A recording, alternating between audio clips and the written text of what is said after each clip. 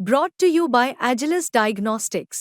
Health test की बात आती है तो मैं भरोसा करता हूँ India largest diagnostics company Agilus diagnostics. खुद को टेस्ट करते रहो।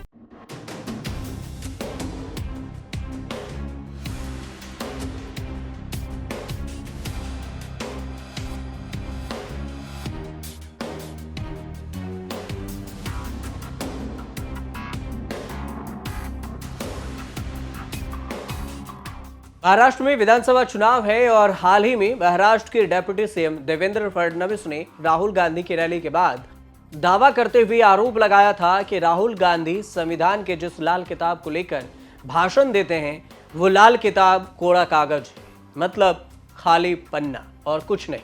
फडणवीस ने हाल ही में आरोप लगाया था कि कांग्रेस नेता राहुल गांधी अपने साथ और अपने हाथ में जो लाल किताब दिखाकर शहरी नक्सलियों और अराजकवादियों का समर्थन हासिल करने का प्रयास कर रहे हैं। आरोप लगाते हुए वीडियो भी शेयर किया था और कहा था कि इसमें खाली पन्ने हैं, अंदर में कुछ भी नहीं है। बीजेपी के इसी आरोप पर मल्लिकार्जुन खड़गे ने पलटवार किया। खड़गे ने पलटवार करते हुए कहा है कि लाल किताब का इस्तेमाल केवल संदर्भ के लिए किया गया है, यह पूरा संविधान नहीं है। उन्होंने पीएम मोदी और रामनाथ कोविंद की एक तस्वीर दिखाते हुए कहा है कि यहां तक कि नरेंद्र मोदी ने भी 26 जुलाई 2017 को तत्कालीन राष्ट्रपति रामनाथ कोविंद को ऐसी ही एक प्रति भेंट की थी। तो इसका मतलब प्रधानमंत्री मोदी भी झूठ बोल रहे हैं। खड़गे ने संविधान के लाल किताब भी दिखाई और कहा कि इसके कोरे पन्ने नहीं है, जैसा कि मोदी और बीजेपी के लोग बता रहे हैं। मेरे तरफ से पीएम मोदी को यह किताब देकर उन्हें पढ़ने के लिए कहिए और कहिए कि अभी से फिर से विद्यालय में नामांकन करवा लें। मल्लिकार्जुन खड़गे का बयान सुनिए। परसों राहुल गांधी आए थे, ये बताने के बाद बोले ये जो लाल किताब है ये अर्बन नक्सलवादियों का है। अरे लाल होने से अर्बन नक्सलवादी होता है? ऐसा है भी, पानी तेरा रंग कैसा है बोले तो जो मिला है वैसा है।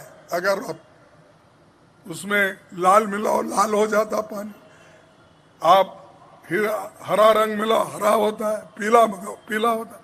ये संविधान है, इसका अंदर जो भी है सब कुछ है।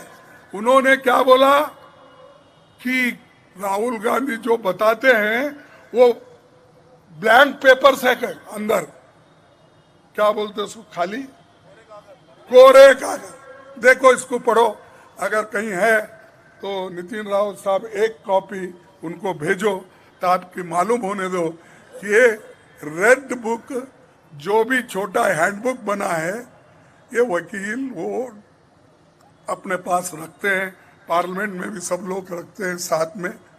तो उनको अगर नहीं मिला ये किताब तो मेरे तरफ से आप उनको दीजिए और वो उनको बोलिए साहब इसमें लिखा हुआ है नक्सलवादियों की निशानी, बोले वो ऐसा लेके अर्बन नक्सलाइट का वो काम करते हैं बोल रहे हैं।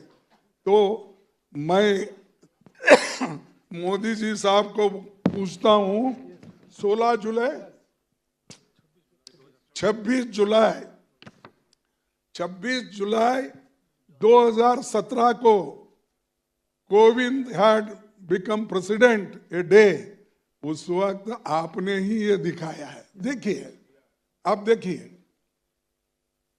ये भी झूठ है, हम बता रहे हैं, तारीख बता रहे हैं। हाँ, अर्बन नक्सलाइट है। देखो, इतना झूठ बोलना, ये खुद ही देते हैं और हमको अर्बन नक्सलाइट बोलते हैं, और ये खुद ही देते हैं कि ये इसमें कोरे पन्ने हैं, इसमें कुछ लिखा हुआ नहीं है। अरे जाके इनको और एक प्राइमरी स्कूल में भर्ती करो, आपके है नहीं कोई, ये इनको वापस लाओ भाई, हमारे पास ट्रेनिंग लो। 7 नवंबर को नागपुर पहुंची राहुल गांधी ने संविधान की किताब दिखाकर बीजेपी पर हमला बोला था। राहुल गांधी ने अपने संबोधन में जातिगत जनगणना, ओबीसी के हिस्सेदारी और संविधान की रक्षा जैसे 3 बड़े मुद्दे उठाए। इस दौरान कार्यक्रम में एक लाल रंग की किताब बांटी गई जिसके ऊपर संविधान लिखा था, लेकिन वह अंदर से खाली थी। इसे लेकर जब विवाद छिड़ा, बीजेपी ने राहुल गांधी पर निशाना साधा। हालांकि कांग्रेस ने विवाद होने के बाद कहा कि नोटबुक के ऊपर भी संविधान लिखा हुआ है और बीजेपी वाले ये करते हैं कि नोटबुक को किताब बताकर झूठी अफवाहें फैलाया करते हैं, जबकि इसके अंदर लिखा हुआ है जो कॉन्स्टिट्यूशन की बुक है और राहुल गांधी के हाथों में है, उसमें संविधान के बारे में बातें लिखी हुई है। अराजकता कैसे फैले इसका प्रयास ये लोग करते हैं। और मैं सवाल पूछना चाहता हूँ, राहुल गांधी जी संविधान के नाम पर लाल किताब क्यों दिखाते हैं? लाल किताब दिखाकर किसको इशारा वो देना चाहते हैं?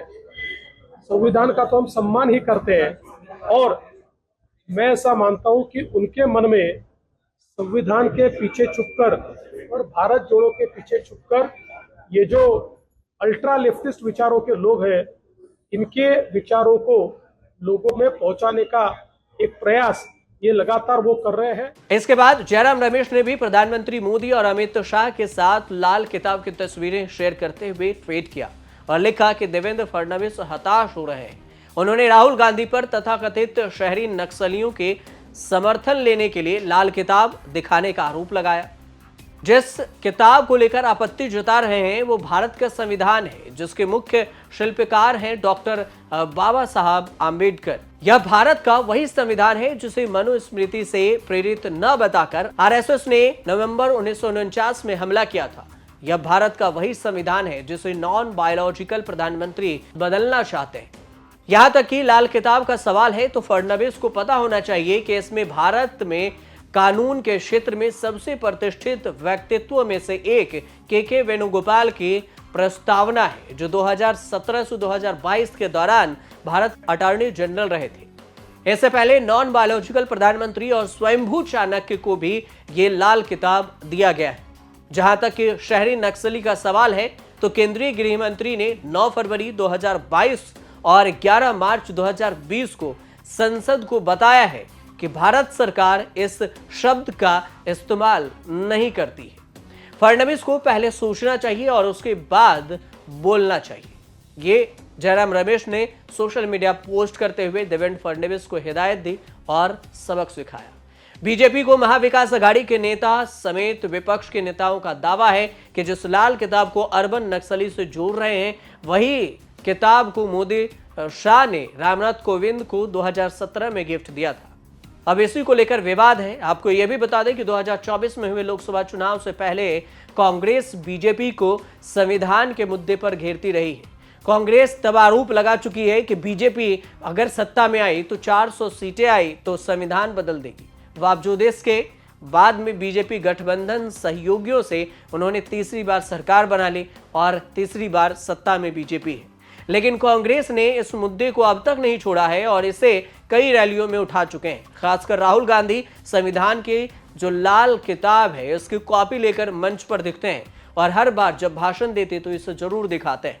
महाराष्ट्र में 288 विधानसभा सीटों पर चुनाव है। 20 नवंबर को वोटिंग है, 23 नवंबर को यहां पर परिणाम आएगा। इस बीच में एक बार फिर से राहुल गांधी के लाल किताब की खूब चर्चा है और इसी पर सियासत गरमाई हुई। आप देखते रहिए न्यूज़ तक।